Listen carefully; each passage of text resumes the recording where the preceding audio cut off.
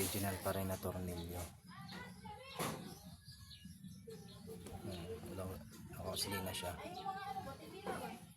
Ito ang technique niyan. Ito lang yan, oh.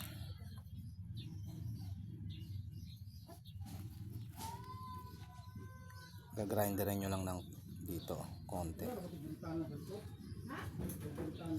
Gagrinderin lang. Mas matibay pa to kaysa bumili kayo dun sa Shopee.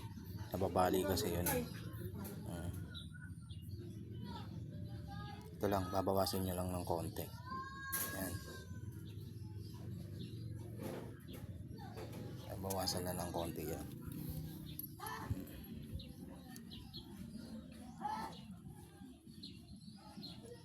Yan lang, konti lang. Nandiyan pa rin yung tibay niya. Saka kung ayaw mo nang mag-lowered, lilipat mo lang naman yan. Ito ilalagay mo sa taas, ito ilalagay mo sa baba. Pag ibabalik mo na siya sa stock.